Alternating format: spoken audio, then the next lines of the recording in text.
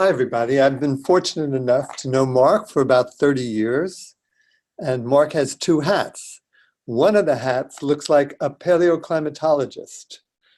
Mark has worked for many years on trying to understand the so-called deep time climates, the warm climates that preceded the climates that had ice ages.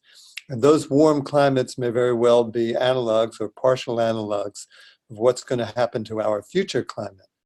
With the other hat, as Matt just said, Mark has spent a lot of time trying to educate people in the use of climate models, the generation of climate models, and in a sort of a hands-on approach. You'll hear about that in his talk called The Educational Global Climate Model, EdGCM. Mark, thanks very much for giving this talk, and it's a pleasure to have you come. Thank you. So I guess I'm unmuted now, is that correct? Sorry, say again? I'm unmuted, is that correct? Yes, you are unmuted. Okay, so Danielle, would you like me to begin sharing the presentation? Yes, that would be great. Okay, I'll just put up the title slide here so I can share my screen and you'll see. You can tell me whether you see. Are you seeing my PowerPoint screen here? Yes, we can see it. We got the first slide going. Okay, so first of all, I will just briefly say now, and I want to add something at the end about the fact that I am just very honored to be, part of this webinar series for David, who has been an enormous influence on my life. When he says 30 years, I can't even believe that that's possible, that it's been that long, but it has been actually 32, believe it or not. But I feel like virtually everything I've done in my career comes back somehow to David. And so I really am honored to be part of this series. I'm gonna, give a talk here as was mentioned. These are all 30 to 40 minute talks. I'll try to stick within that time frame. This is a little different than probably any of the others that you've already heard. It's not just a specific science topic. I'm not talking about I don't have my paleoclimate hat on, as David says. Instead, I'm going to have my sort of science education hat on.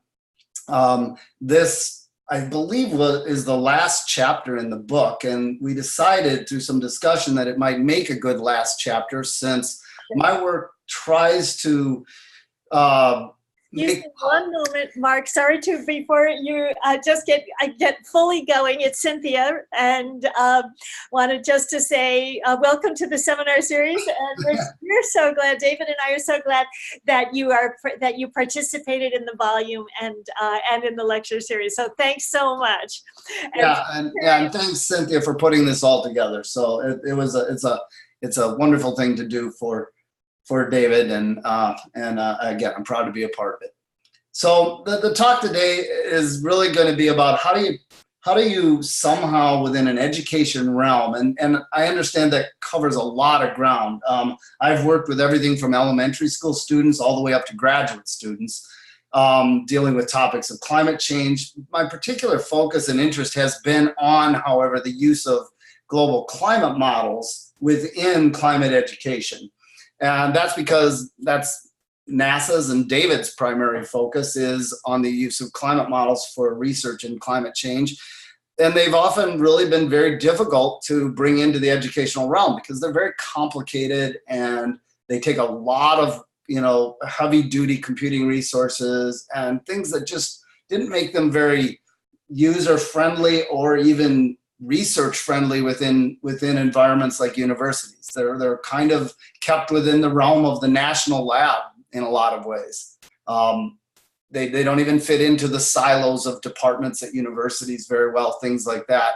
And so I've just made an effort over the last 20 years or so to try to work on the problem of bringing the things that NASA GIS does so well into and get those things into the hands of people at a much younger age, but making it possible for teachers to make these things available to their students at various ages. So simple title, using global climate models in the classroom. And although my name is on the title slide, there are countless people who have worked on this project with me. I couldn't acknowledge them all in one short presentation. So I don't know how many of you've seen already the picture of GISS. Probably this webinar series has presented this before, but that's NASA GISS on the corner of 112th and Broadway. That's where all this has happened.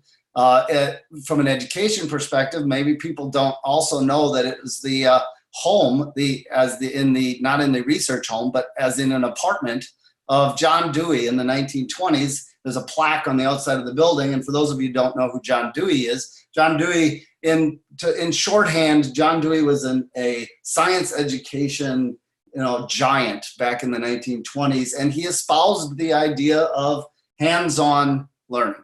And I thought it always very interesting that I could do the project that I was doing in the place that has a plaque on it that says he lived there back in the 20s. So it's also, many of you are probably aware of the fact that it's also the scene of Seinfeld's diner. I slowly beginning to think I need to remove that from this talk, but I was talking to some middle school students just this week who were saying they were watching reruns of Seinfeld on Hulu. So I guess it's still in the American lexicon anyhow. And we're far more famous as a building for that than we are for NASA GISS, although I'm not sure it should be that way. So,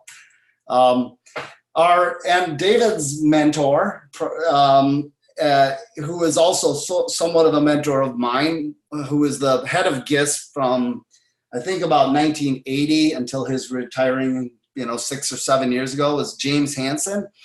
And I pulled this particular sort of slide together based on a talk he gave over and over again to many different audiences. This is him testifying to Congress back in 1988, at the first sort of professional warning to Congress that we've got a problem with this global warming thing. But he then went on to give talks to many different communities, including educational communities. And he tried to simply tell people how it is we understand what we understand about climate change. And I like to start the talk with this because he always said that our first way of understanding what's happening, today and in the future really is based on looking back at Earth's climate history.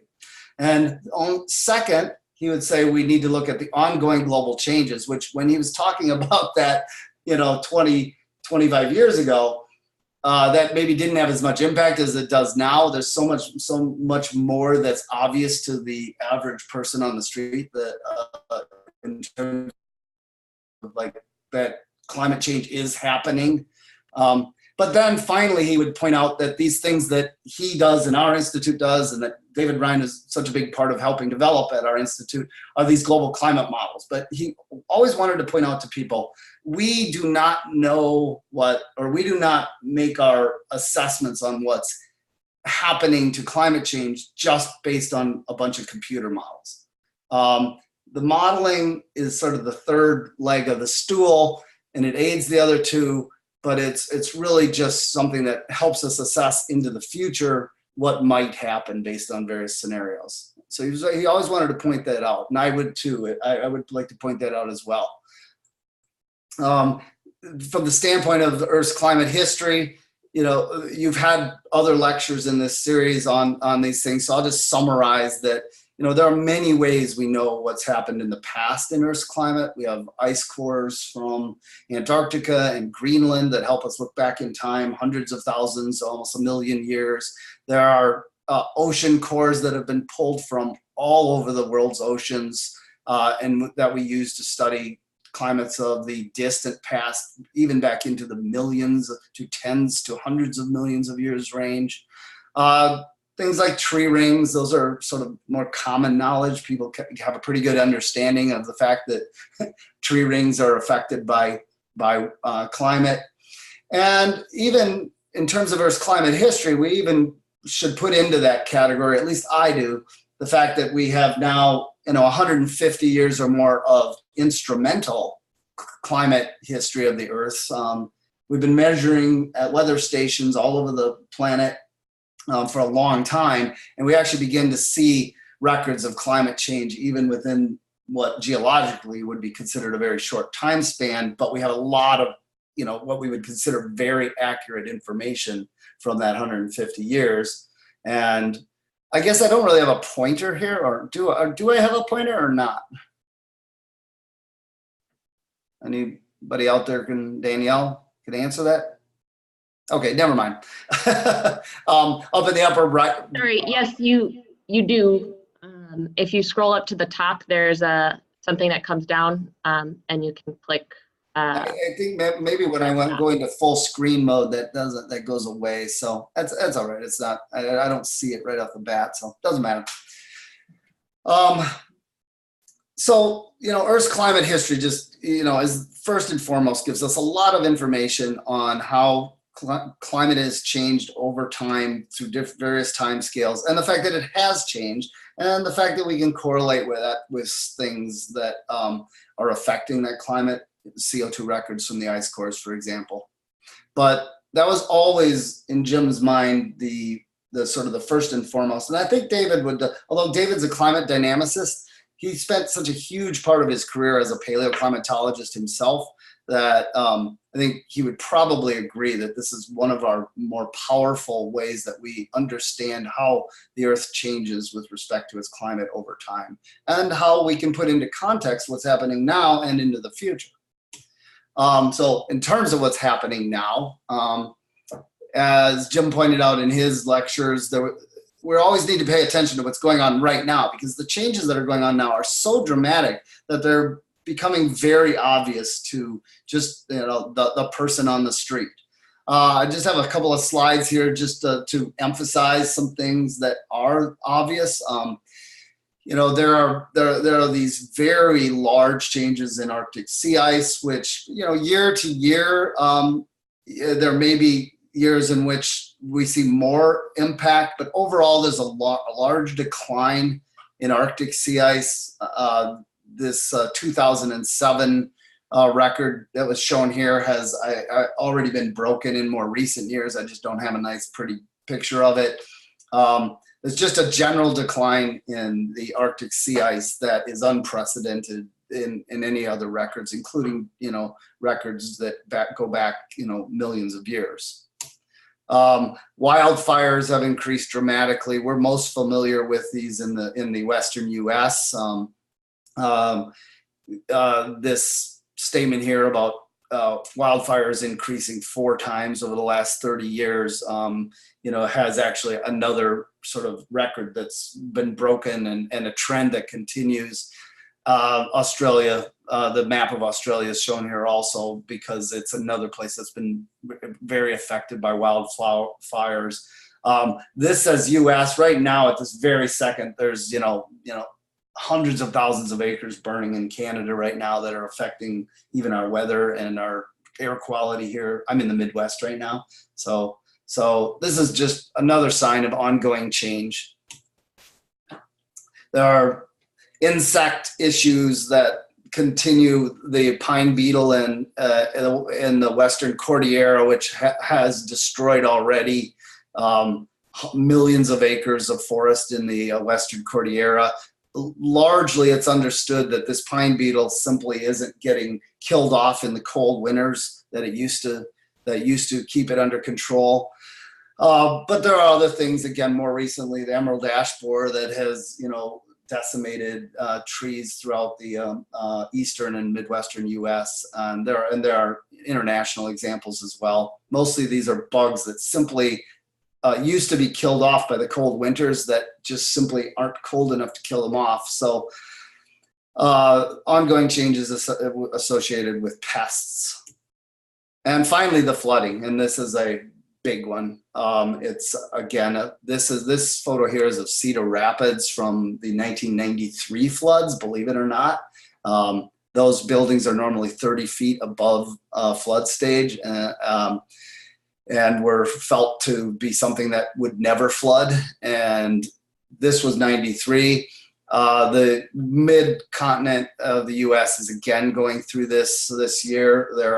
It's mostly further west than this. It's affecting Nebraska and Western Iowa. But I work out there on some of my educational projects, and I've seen some of the devastation from things like 70 plus days of interstate I-29 being closed to traffic for over 100 miles, and how that decimates the economy of lots of communities, and countless acres of corn and cotton being completely inundated, and horrible devastation that causes economically. Again, with the types of floods that we don't even hardly talk about them in terms of the 100-year flood anymore. We don't even know how to classify some of these things. They're unprecedented types of floods. All signs of ongoing climate change that are fairly indisputable, even if not easy always to assign every event to the topic of climate change. So then, as I said, Jim's final point was always that the models are the things that really sort of provide the third leg of the stool, and they inform and aid us. And I'll just read this here. GCMs are the primary tools used to supply climate change forecasts. They help us study the physical processes of the climate change. So not just what is and isn't happening, but why it's happening and how it's happening from a scientific perspective. But they also then are the things we use to predict, future impacts, and probably most importantly, going forward into the future, though, they're the tools that are going to help us evaluate, just how much we can mitigate the problem, and what strategies do we need to adapt to what is now sort of built-in climate change within the system. I think of these tools as climate change intelligence tools. For anybody who works or has touched upon the ideas of big data and how businesses is using big data, they call that business intelligence, and they're basically using number crunching tools that deal with enormous amounts of data. Well, GCMs are the enormous data producers of the climate change realm, and so I think of these as climate change intelligence tools. So, short section here on what is a GCM. You've had lots of lectures about sort of the science of what goes on with the climate change.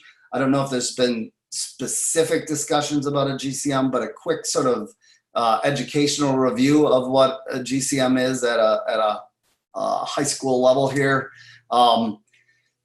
The acronym GCM, which I use as global climate models, and most people do right now, really started with the term general circulation model, and that's because these were computer models that really simulated the circulation of the atmosphere. So general circulation models probably first derived in the weather forecasting realm, began to be used in somewhere in the 60s and 70s to look at the topic of climate studies, and then later climate change. So they're basically atmospheric models.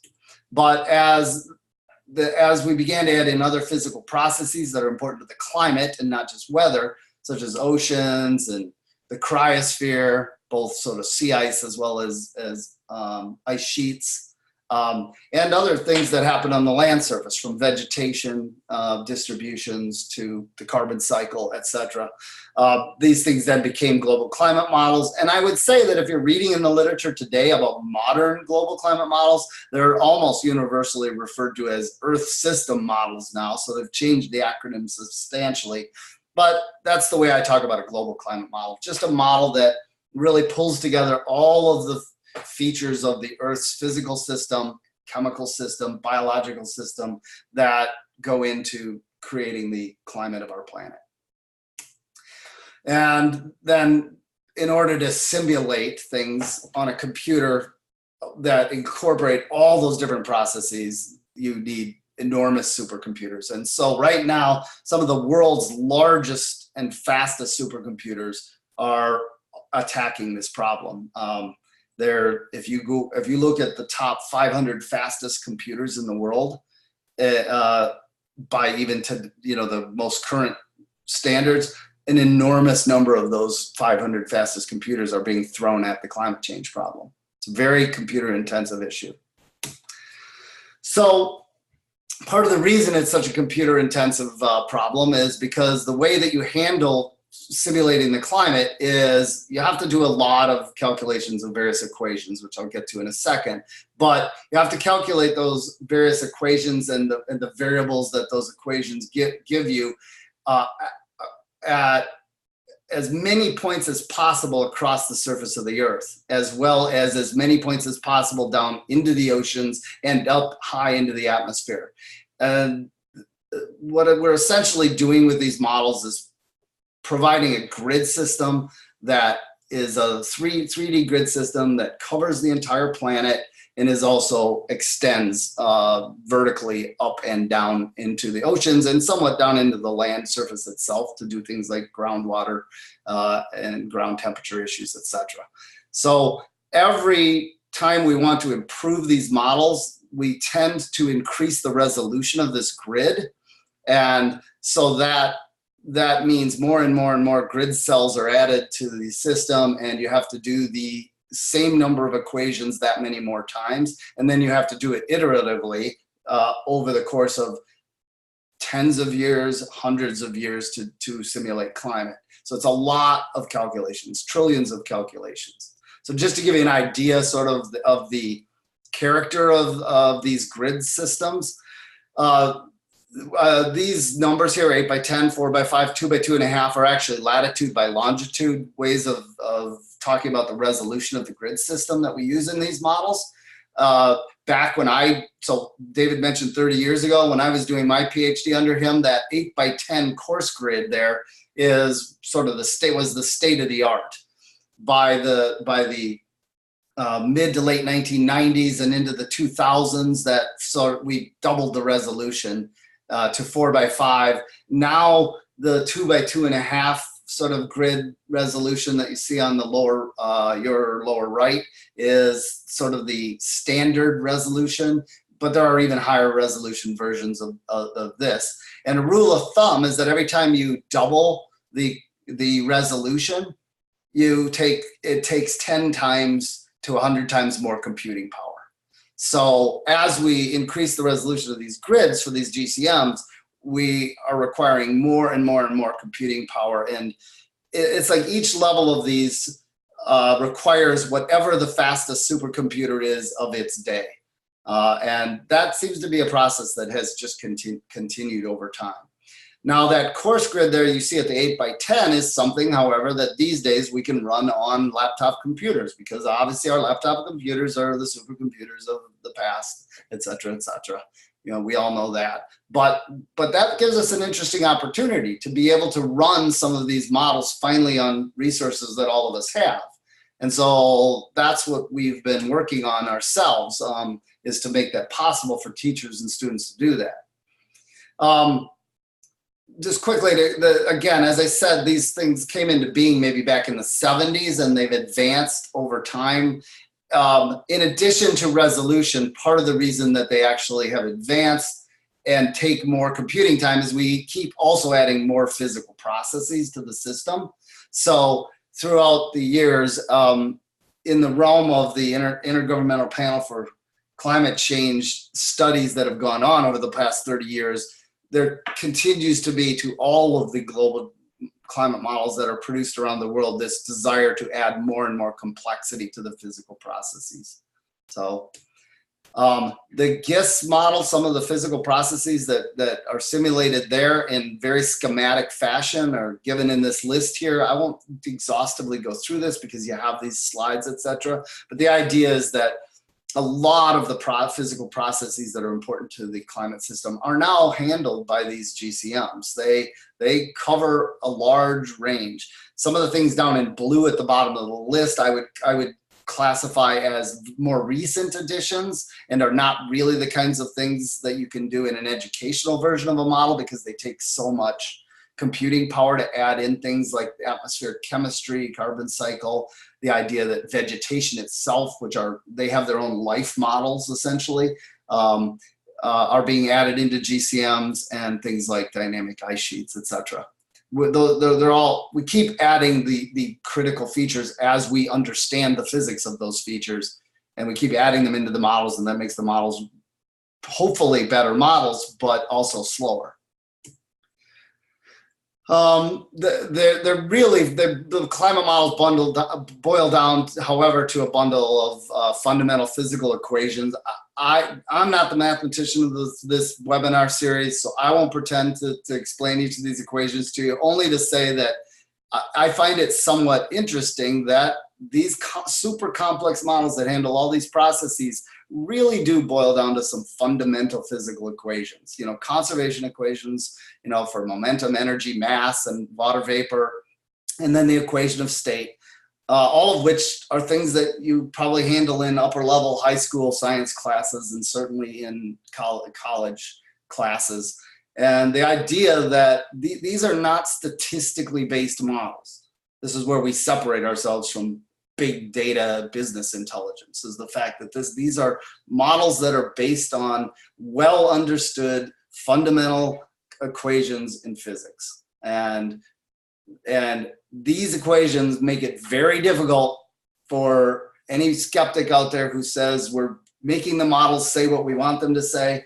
Well, no, not really, because you really are held in check by the fact that the models at their very core are based on well-known equations of nature.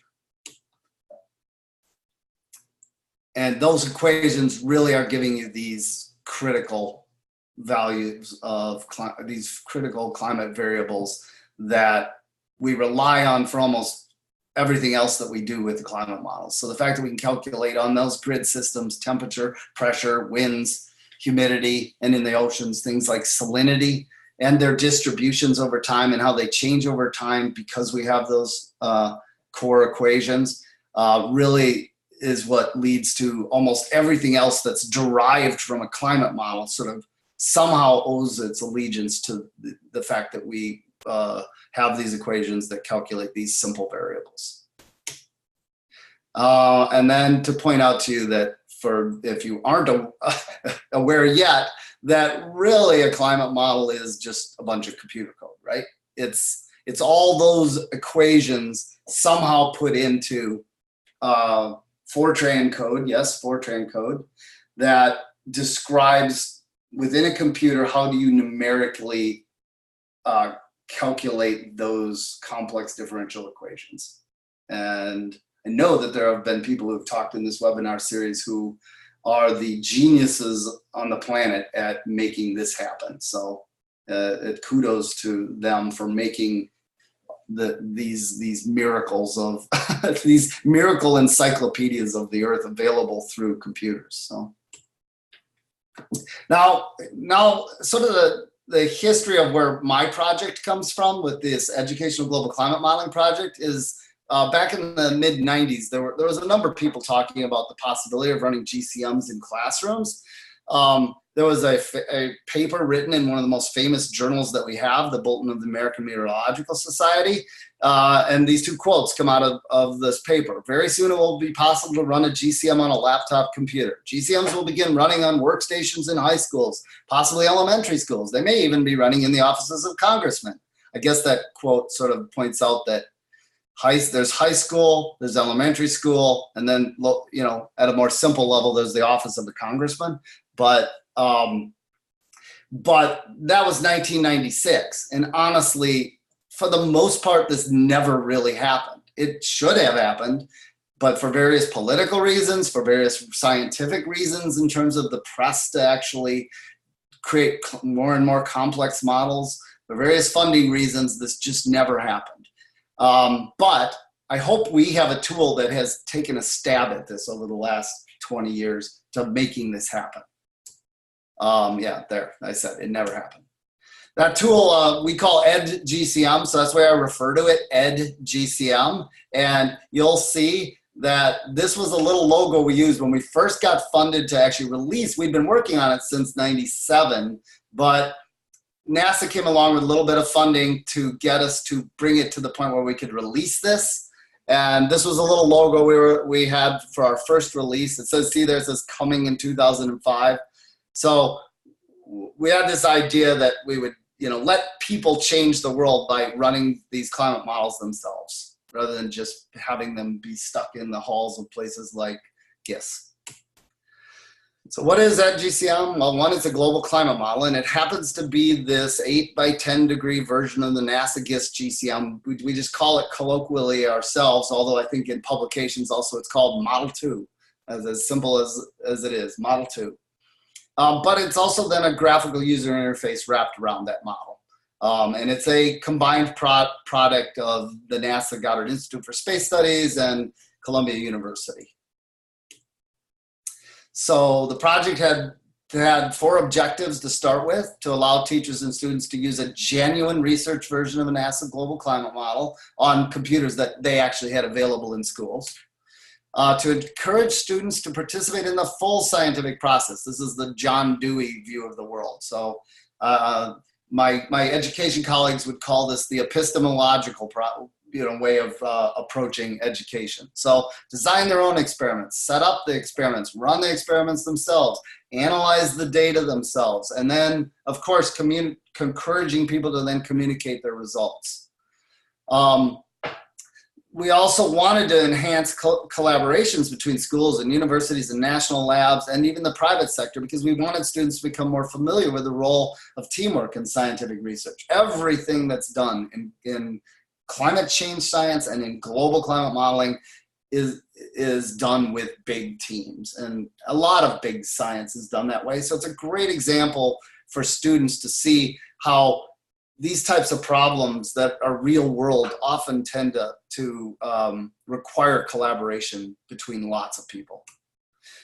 And ultimately, the last sort of maybe most important reason for doing this is to demystify how scientists forecast climate change. I don't think, my own opinion here, I don't think it has worked very well since Jim Hansen testified to Congress in 1988 for us to simply run these models ourselves, put out the results, somehow sort of communicate them through whatever, through education resources or through the media. It's just not worked very well for us to say, we ran these models, here's what they say. I think that the only way we're ultimately going to demystify these things and not make, not keep them in the black box realm is to let people run them themselves and come up with the answers themselves and see how we do it. So I've always said to people, this should not be difficult for students. They're very used to the idea of graphical wrappers that cover complex computer code. Kids don't seem to be very concerned about that. I've been giving this talk for 10 years in terms of this fact that it bothers adults, but it doesn't bother young people. And now a lot of those young people that I first gave this talk to are themselves adults. So hopefully we've gotten rid of that idea. But the fact that the game boxes that they play on are essentially the supercomputers of the past is also a reason that, the students should just basically understand they've done this already. This is what we've done with the GCM and EdGCM is nothing really that hasn't been done by Nintendo. It's just that these are our game boxes right here. But I think it's very interesting to note that in these years, the last 20 years, these game boxes of ours, these supercomputers contain the identical chips that are in those game boxes that our kids are using maybe too much. So there's a lot of similarity in what they're doing anyhow, for what we're trying to do with something like EdGCM. So let me show you some of the sort of it's hard for me to demonstrate something like EdGCM in a talk like this, but I will just sort of run through and tell you that we have this tool. It's got a lot of windows and buttons and etc.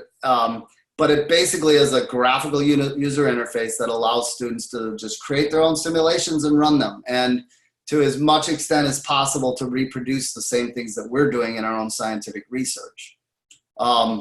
the idea is to not only have them do that, but to have them go to the following steps, to not just run the simulations, but to understand that as scientists who use climate models, we spend an enormous amount of our time actually then post-processing the data and finding, unique ways to analyze it. Most times visual, we try a lot to do a lot of the analysis visually. And so those kinds of capabilities are in this big EdGCM package as well. But I've been presented also over the last 10 years with a lot of people who've told me there's reasons for not using a GCM in below college level, which is too bad because I think that's where we really need to be doing this personally. There are just time constraints within the typical, K-12 classroom that really aren't similar to like what you'd have in a semester course in college. There's definitely inadequate technology support. So even getting help with your laptops is a struggle within the K-12 environment. And there's been a scarcity of curriculum materials that cover modeling in specifically. So all those things have made it very difficult then to translate some of this stuff down to a level where I think we really need to be educating, young people with regards to climate change and climate modeling. So it's a sad situation. So there's really, one of the things that has happened is that for those of you out there in the audience and our teachers, you're familiar with the fact that the next generation science standards have come along and have now been adopted by quite a number of states. I don't know the exact number, but the next generation science standards have really kind of met us where we wanted to be met all along. And that's because within the next generation science standards, climate and climate change are specifically requirements that schools have to teach within their curriculum, middle schools and high schools mostly. And the concept of modeling is everywhere in the next generation science standards. So it's like the standards have come to us where we always were. We think it's important to teach climate change, and we think it's important to teach how models advance the learning of our understanding of climate change. And now the standards that are being adopted nationwide at like, as I say, mostly the middle and high school level have really demanded that be done in the schools. So here we are with this tool, but at the same time, Chromebooks have reared their ugly heads, which they're wonderful for schools for many reasons, but they just do not serve science classrooms very well. So we have, over the last 2 to 3 years, had to work on developing something that would work sort of in that cloud computing environment, and yet still sort of stick to our values of what I said the project objectives were for EdGCM earlier on. And so we've got this new tool, which we are working on, and I want to sort of emphasize this tool from here on in, because I think EdGCM is on its way out because of what resources schools have. And EasyGCM is on its way in, and I recognize we're at a point here in which we're changing things up on even what I wrote in the chapter of that book. But I want to make you all aware of this big change that's going on. We're past the tipping point. Let's put it that way. EasyGCM is where things are headed for now. And we still want to run a research level climate model, analyze climate model output, use the scientific visualization to interpret data and communicate results. We still want to have those objectives. In EdGCM, you run a climate model through this interface that I showed you previously, all these buttons and bells and whistles and forms that you fill out, etc. That requires quite a bit of training and support services to do that. Even with those simple tools, they're not, those EdGCM tools allow people to do it, but they don't necessarily allow you to do it without a lot of training and effort. It just makes it possible. It didn't make it necessarily easy. Whereas in EasyGCM, we're now trying to replace that sort of component with the idea that there would be what we think of as rediscovery experiments. So rather than just having to miraculously have young students create the idea of, well, what should I do with a climate model? The idea would be to bring to them certain curriculum and materials that would say, these are the types of things that scientists have done famously with climate models or are still doing, and present simple storylines to them to get them started on the idea of what the experiments that they'll be running should be in terms of, an educational setting to best help them understand climate models. So climate systems basic, some of these rediscoveries experiments can be about climate system basics. They can be about historical here meaning like what happened throughout the 20th century. They can be future climate change simulations. They can put in scenarios that talk about what might happen to the climate in the future if we should either continue on our current path or choose new pathways. And dear to my heart are the climates throughout Earth history. So paleoclimate experiments that look at the climates of the past from the ice ages to the time of the dinosaurs. So these would be experiments that they can pull together, and we would provide students with, and are beginning to already, these are real materials, provide students with sort of step-by-step instructions so that they can sort of follow along with assignments that walk them through what is probably the more complex part of running a climate model, and that's just designing the experiments to begin with. And these step-by-step instructions then should include, and are beginning to now include, things like where students are asked reflection questions and we have answer keys and all the typical stuff that you would want to provide to teachers in the classroom in terms of a curriculum. I'll say more about that later. Running the climate model is a problem because as Chromebooks have come in, they just simply don't have the processing power of normal laptops. Any of you who are science teachers out there know that. I hear it all the time from science teachers who complain about their Chromebooks. That means we have to offload the processing someplace else. And the place to do that is the cloud. We're evaluating how things like that can be done on places like Amazon's cloud services. We're running things in Amazon's cloud services, but I would say for now, one of the best options for doing things, say in Chromebook environment, is to actually sort of simulate the simulations. So to set students up as if they are setting up the runs, but to have a lot of the runs done, a huge library of runs done in advance that don't require quite the same kind of number crunching power. And then students run the simulations in a fashion that only takes a few minutes instead of days to weeks, like a normal GCM would take. Again, dealing with the issue of time constraints also in the classroom. So I can't show it to you here, but these line plots that you see, which are time series of various variables that are produced from different climate experiments, these would sort of be animated. You'd watch the climate change through watching plots animate, things like that. At GCM, had all these tools for doing lots of analysis of model output. Probably way more analysis than is required in a typical classroom.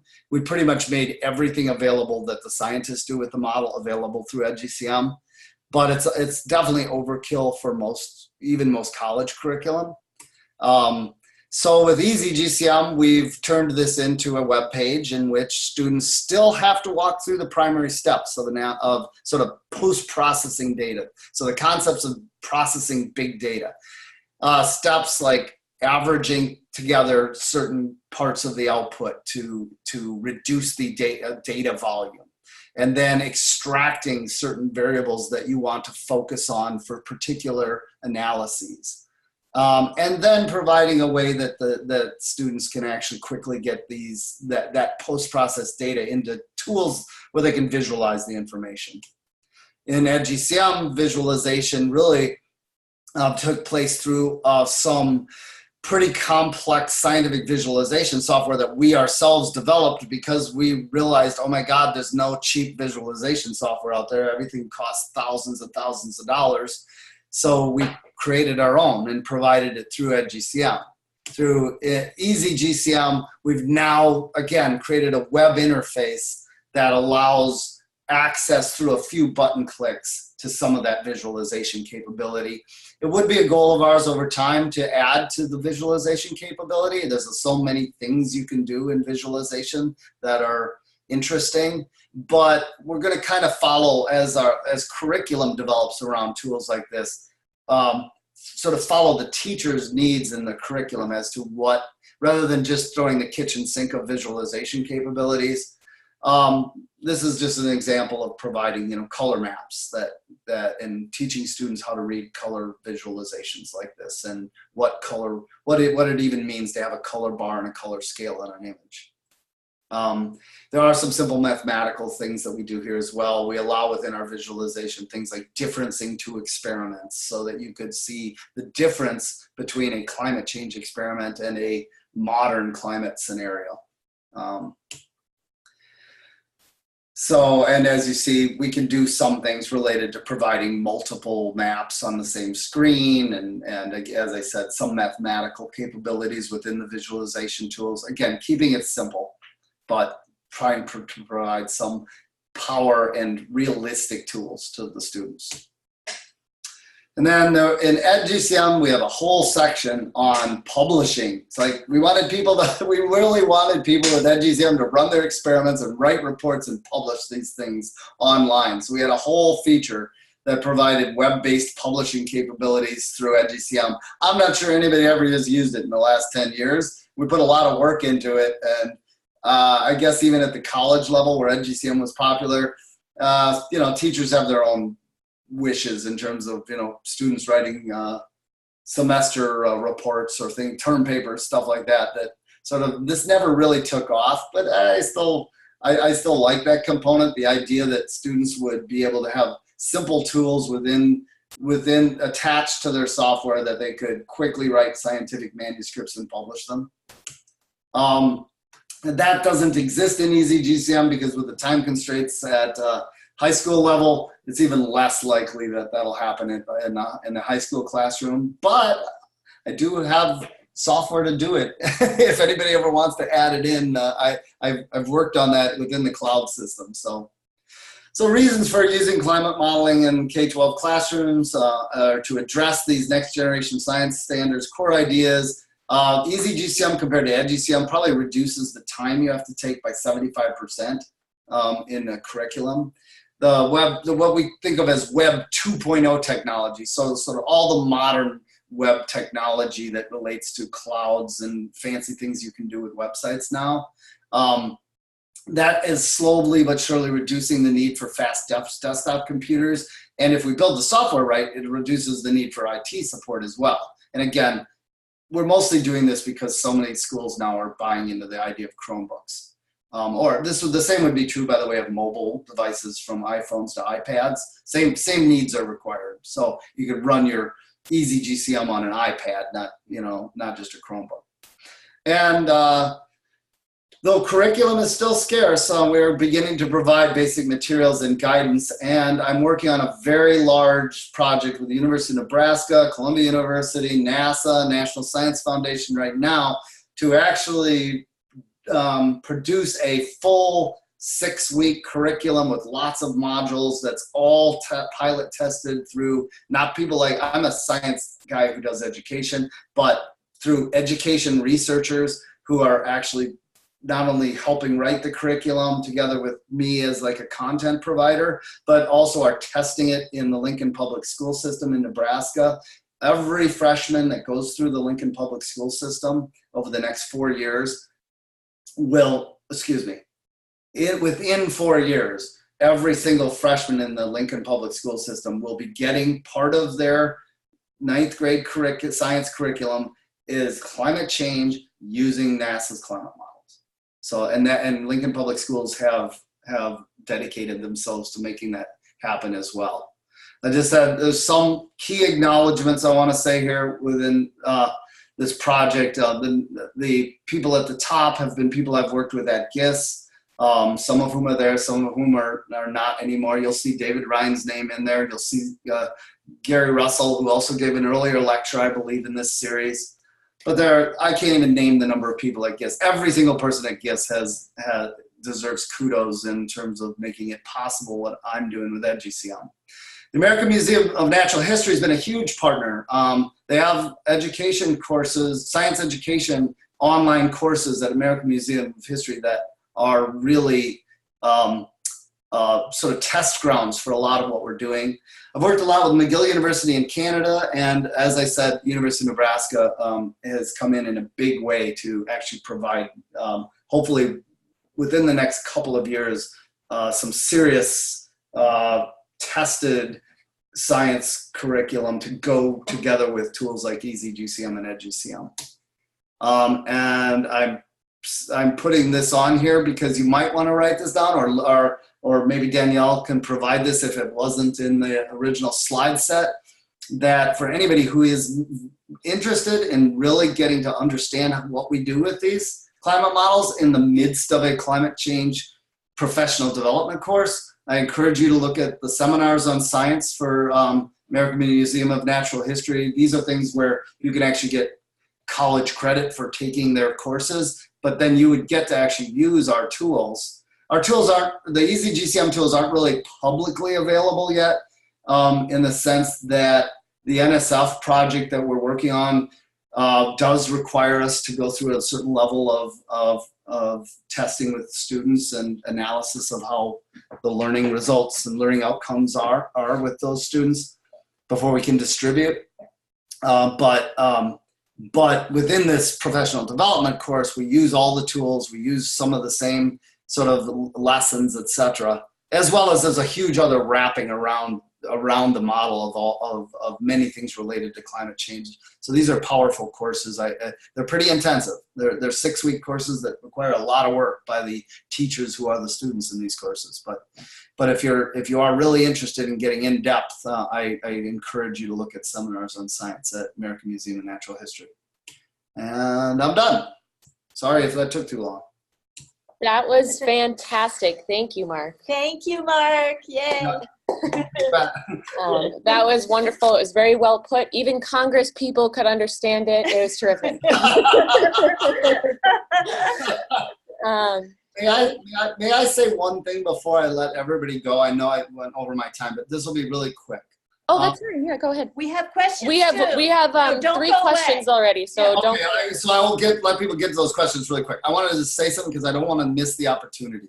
I don't mean this to be weird for anybody who's out. I have no idea how many people are online, but I know David's there somewhere, and I know Cynthia's there. I made my comments earlier about my being honored to do this with part of David, but I'm actually just walking out of a situation with my own father, who I literally, before I walked to this seminar, I was putting in hospice because he's dying of cancer. And I'm going to get a little emotional. I apologize, but I have a reason for saying this. My father was also a teacher, math and science, and he was a curriculum developer in his career, and lived a life dedicated to doing things like this. I didn't really spend most of my career doing that. As David said, this is a part of what I do, but I feel very much that this is somewhat in honor of the way my father lived his life and dedicated himself to students and to teachers and to teacher education.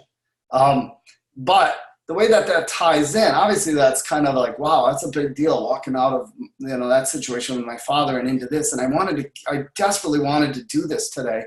I didn't want to cancel it because I know how much he would appreciate me doing this. But I wanted to tie that in with the webinar series to say, and to tell David and to tell everybody on this thing, that other than my father, the most important influence in my life as another mentor influence was David, and has always been. I don't see David very much anymore, which makes me sort of sad. But David also not only taught me everything I know about climate science, encouraged me to do things like this project, which were completely outside the realm of normal operations at GISS, but just in life too. He just has been such a meaningful person to me in terms of making me a better person. So I'll stop getting choked up now, but I just thought it was really important, given what's going on in my life here, that I get an opportunity to say that. So anyway, now if you can all just wrap your heads back around climate modeling and climate science, and no, I'm okay here. Let's carry on with questions, etc. But I felt the need to say that. So, Thank you, Mark. David's going to respond. So I'll just, as a preliminary to my question, I'll just say, Mark, that me and your father and everybody who knows you is so proud of you for being able to think outside the box and address this such important societal issue in your own way and overcoming all the obstacles that were, or inertia that was put in your path to try to get this done. That it's been truly amazing. I mean, your results and your tool is unique, sort of in the history of the world. So your father and me and everybody else are very proud of what you've done and what you've made available. And I'll now follow that up with a question. Okay.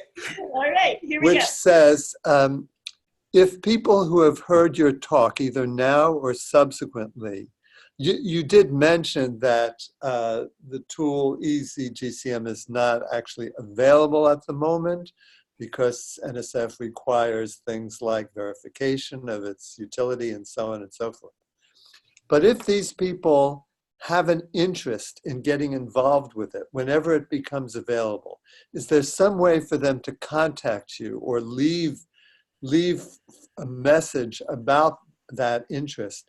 And maybe if there is a sufficient interest, it can generate interest in NSF to expand the program sooner rather than later, and also provide the manpower to do it. Yeah, first of all, I'm not trying to hide my contact information or anything. I just assume as part of this webinar series that, Cynthia, Danielle, your folks who run this will be providing that contact information to people so that people have my Columbia email address, for professional communications, etc. And I take lots of, I get lots of emails about this stuff. So that's just normal part of what I do. Yes, absolutely. With your permission, we'll share your contact information with everybody on the website. Right. EdGCM itself has an official website, but another thing that I didn't say specifically to this group was that EdGCM is software now that, because it is fairly intensive in terms of the support it requires, it's actually licensed by Columbia University. So there's a cost to it. It's not a large cost for what colleges would consider, typical types of things that they have to buy for courses, but it is a large cost for what K-12 public schools, since they have nothing available most of the time. So EdGCM's out there, you just Google EdGCM and you'll get our website, and you'll see you can download demo versions that will, run fully, so you can test out the software. But the EasyGCM project, the unsaid part of the project is also the understanding that how the federal government sort of supports developing things. It just doesn't support actually doing anything more than sort of distributing pretty pictures and CDs, this types of software to run somewhere. And when you're running even in the cloud costs money. We're trying to work with NSF and NASA also, they've been a little difficult at times. We're trying to provide federal agencies with an understanding of the cheapest that you can possibly do this, like by taking advantage of things like commercial cloud services like Amazon provides. Our partners at Lincoln Public School gave us a goal of taking something that was sort of a software that you'd buy for $199 online and taking that and making it available for $1.99. So that, that kind of gives you the idea of what we're attempting to do. We're only 2 years into a 4-year project, and I haven't got that full analysis yet. So I don't even know what the break even is on running something like this in a classroom, but that's part of the project. Having said that, there's an absolute desire. I just gave a talk at the National Science Teachers Association meeting, a talk and a workshop in St. Louis a couple of months ago. And there were federal program managers for NOAA and NSF there for the talk. And you should have heard the audience of teachers jump up and down going, we want this now, we want this now.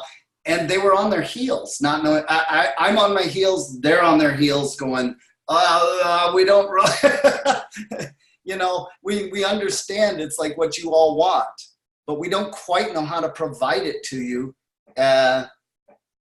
in a way that you can afford to run it with every student in your class. Okay, so that's all sounds pretty depressing, but it's the kind of depression I've been dealing with for 2 decades with this project. It's my goal to make these things available to people. If you would like to test EasyGCM, write me. I'll get you the opportunity and some information. It's not that hard to get started with it. EdGCM is pretty, you better be dedicated and really want to do something with a climate model. EasyGCM, I have to give you an account and you can try working your way through it. The materials that are going to become available to work with it, I can give you simple like step-by-step assignments that we use with the American Museum of Natural History. So you literally could walk through sort of a typical assignment that we do with professional development. Again, no problem there. But the full-blown curriculum, as I say, that's not even mine. That's the researchers at the University of Nebraska. They have their process, and that will undoubtedly not be released until it is heavily vetted. And I would say we're still 2 years out from that. But I'm happy to talk to anybody about what we're doing, what we think of as a climate curriculum, what the goal is to produce at the end of the 2 years with that project. That was long-winded, David, but I don't know if that covered everything that people would want to know. I wish I was just putting up a slide at the end of this talk going, here, download here, get your account. It's all paid for. But that's not the case. And I don't have guidance from NASA or NSF as to how to make that possible yet for jumping from the college classroom level, which is tens of people, to like a mid-sized school district where we're doing 3,000 students at a time, to what they want to do next, which is to distribute to all school districts. So you're going to hundreds of thousands. And I don't quite yet have an analysis of how that's going to work yet. It's just a goal. Well, what your answer illustrates is how much of an effort you are making to distribute this information, this technique, this map to understanding to people at an age in which they will be influenced to try to help solve this biggest of all societal problems. And B, what a problem it is to try to make a bureaucracy available to deal with this increment to education that climate change has started forcing on us. Again, thank you for all those efforts. Yes, I just want to add my congratulations to you, Mark, and to all the colleagues who have worked on it.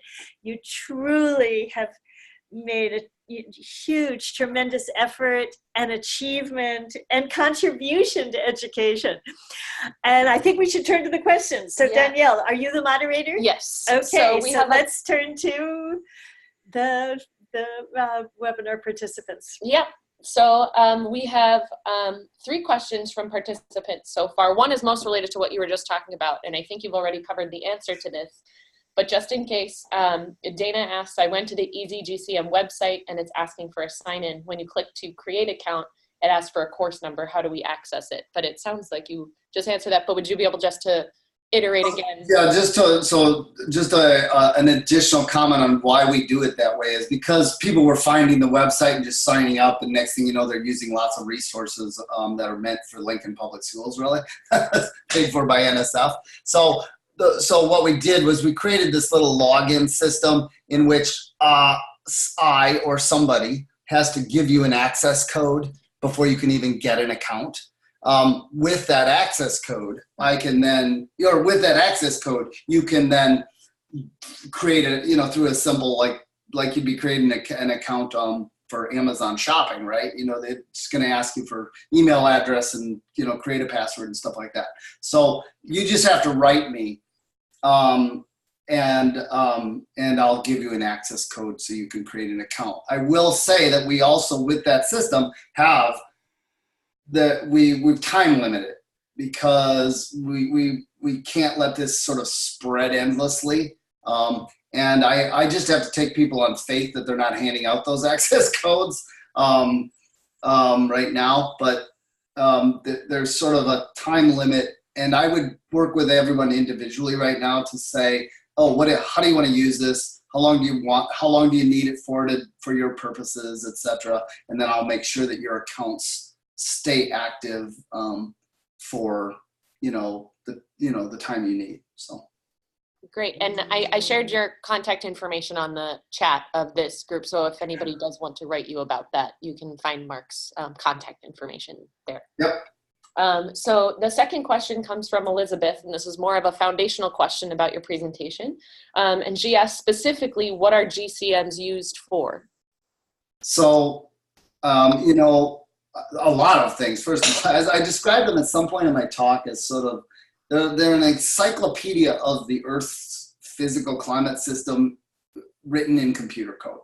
So that means you can use them to actually sort of examine a climate of, well, let's say today. You can just sort of set them up and say, can I reproduce today's climate with this model? That would be the simplest use. We would call that, like a control run, basically, in the lexicon of what we're doing here. But the reason that they exist is so that you can study climates that you can't just go out and observe. So climates of the past, you would set up the experiment in a way in which you could examine what the climate might have been like, say, at the time of the ice ages. So how do you do that? You would have to say, well, what do we know about what the greenhouse gas levels were like at that particular time in Earth's history? What do we know about, for older time periods, we may have to know where the continents in different positions, because the model itself isn't going to, move a continent around. But if you set up the experiment such that the continents are, say, in a supercontinent scenario like existed 180 million years ago in the early Jurassic, you can actually run experiments with these models to simulate what the climate was like during a period in the past. And that could be recent past or geologic past. Then the primary uses, and the reason that they've been developed really is because of the fact that we have a future climate that is somewhat unknown, but is something that we're very concerned that we don't want to happen. And so they are used to assess based on scenarios of what might happen to things like the greenhouse gases in the atmosphere over time. How would that affect our climates, so that we can get snapshots in a way of different potential futures of our planet, and use those simulations and those potential futures to say to people who are in decision-making positions, policymakers, et cetera, as, listen, if you don't want this to happen, then you can't do this. or if this is inevitably going to happen, here's what you need to begin thinking about in terms of adapting your society, to be able to deal with the things that are on their way. And I'm not a scaremonger here, but ultimately we would say, are there any scenarios out there that are truly disastrous at the level of ending the human race? So we would want to know that, right? I don't think that's really what we're talking about here, but in a way, the last thing that I've worked on that in terms of a use of these models has been to study other planets. So you're probably aware through just the media that NASA and their partners are discovering lots and lots of thousands of other planets that are orbiting other stars in our galaxy. And as we discover these planets, one of the things we'd like to know more, that's one of the great questions of all of human time has been, is there life elsewhere? And so we're using these models to actually try to simulate what is the habitability level of those various planets that we're discovering around other stars. And that, I won't go into it right now, but there's a whole nother set of things that have to be changed with these GCMs in order to do those sort of simulations. But they're being now thrown at that problem of life on other planets. So I guess that's what they're used for. That's a great answer. Thank you. Final question that we have is from Richard, and he says, let's say I have a student in my class who has a specific research question where a GCM may be useful to use.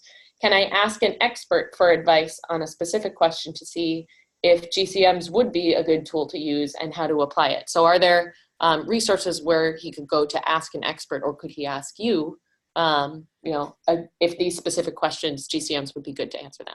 Yeah, there's probably a few tens of people on this webinar, so I'm like, the answer is sure. You can ask me. I would actually write to the. Let me see. Hold on a second. Let me get you an email. We have an EdGCM, so this is not for Easy GCM specifically, but we're kind of using it that way right now. We have an EdGCM support. So actually, can I share my screen again a second or not? You are sharing your screen still, actually. Oh. Okay. But I think you're just sharing the presentation. I'm not sure. Yeah, okay. I'll just type on a slide here, an address. So I probably should have done this before. Oh, of course, I'm typing black on black, but give me a second. That's okay. I'll type this in the chat so that they can click it. So it's edgcm-support at columbia.edu. Let me just check that. You won't be able to see this, but let me make sure I'm giving you I get email from there all the time, but I never write email to there. So,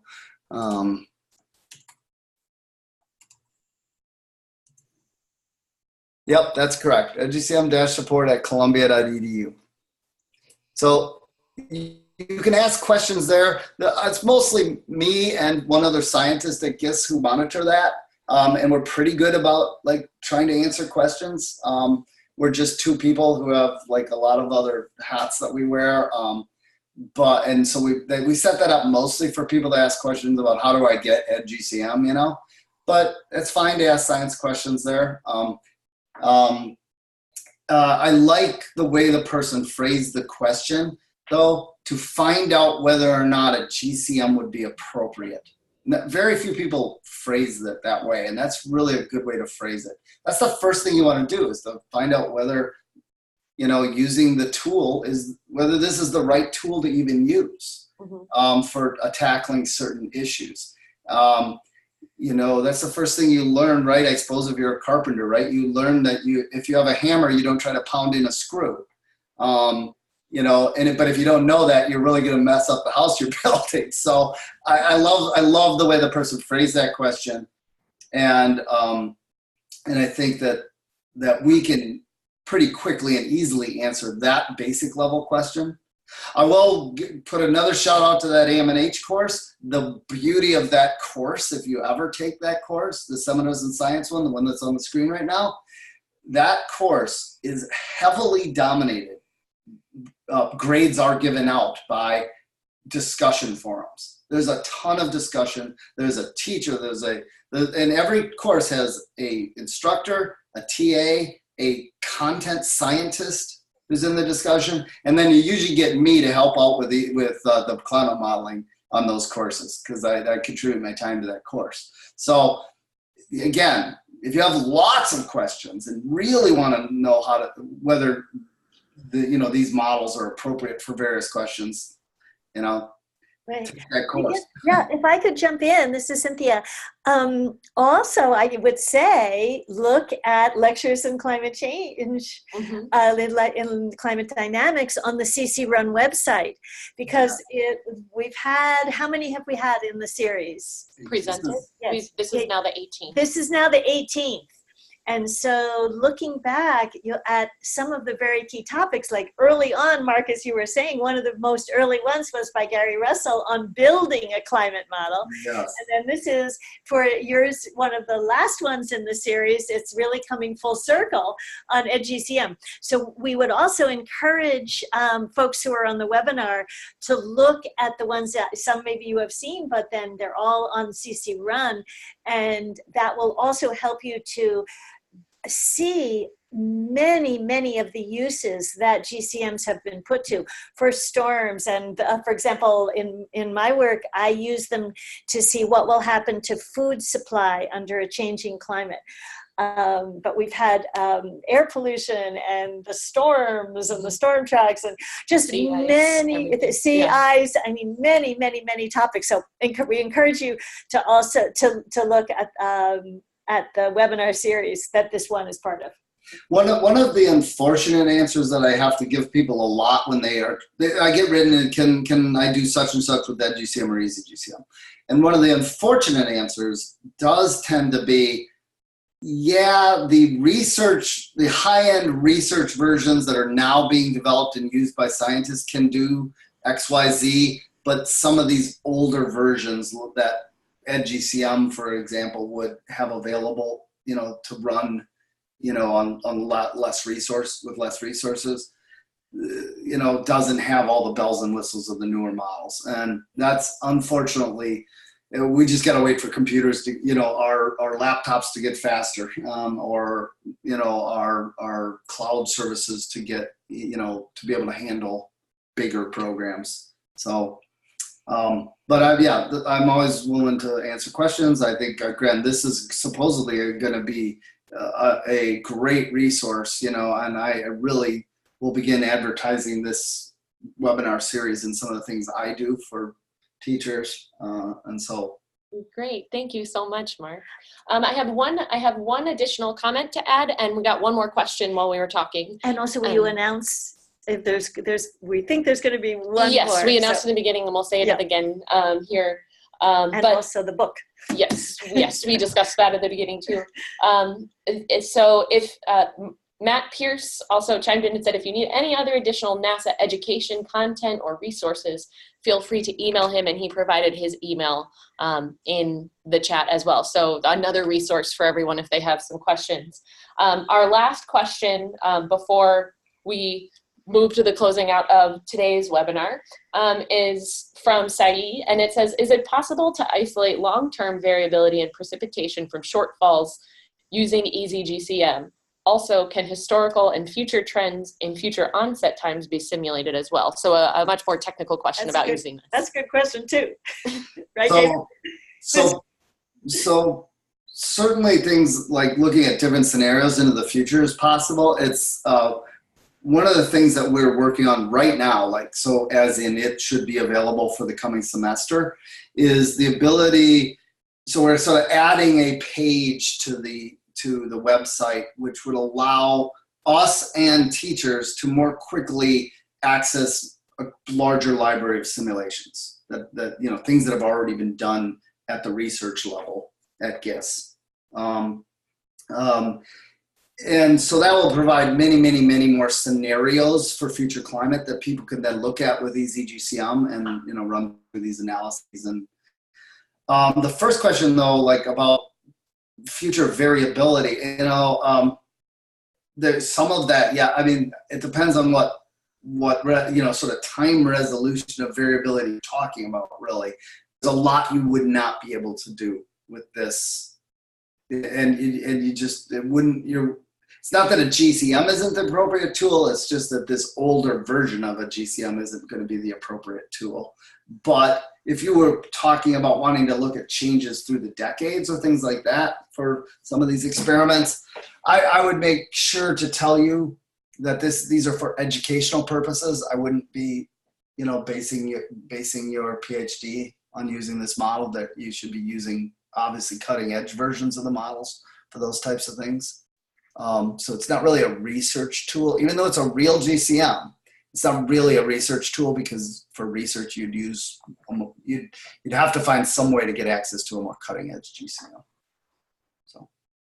All right. Mark, thanks again. Wonderful presentation. Thanks, David. I'm sure people will get so much out of it, and I'm sure people will listen to this a lot. Good, excellent. And again, very, very pleased to do it and honored to do it in honor of you. And thank you, Cynthia, and all, your efforts for making it happen. And Danielle, thank you for holding my hand through getting, making this possible for me to do from out here. And look forward to talking to anybody who wants to, chime in and ask me questions. Feel free to contact me. And you would, through that NGCM support, you would get to know my colleague, Dr. Linda Soul, also, who answers a lot of questions better than I do. So, so hopefully, talk to some of you online in the future. And those of you at GIST, I will see you when I bring my daughter back to New York for college at the end of the summer. So good luck with whatever you have to do with your father. Yes. All is good. He's lived a happy life and would be very happy to know that we're all doing this. So everybody work really hard out there for on your science education for my dad. All right. Bye. Thanks very much, Mark. All right. Bye, everybody. And as we had said in the beginning, this webinar is part of a larger series that we started back in September based upon the first volume, Lectures in Climate Change, Our Warming Planet Topics in Climate Dynamics. If you'd like to access the book itself, either as an ebook or a hard copy, I just posted the link in the chat. And it's also been in the presentations we gave in the beginning of today's lecture. And so you can access the book there, and supplementary materials available once you purchase the book. You can download the presentations, use them in your classroom, use them for further learning. This webinar is the second to last in our series. We're going to be having one more in August. It will either be on August 13th or August 20th at 3 p.m. We will determine that within the next couple of days, and we'll send around that advertisement in the same way that you received the information about today's webinar. So keep an eye out for that. And we're excited for the last webinar in our series. Once again, thanks so much, Mark, for your presentation today. It was really excellent. All right, bye. Bye, everyone. Thank you. Bye.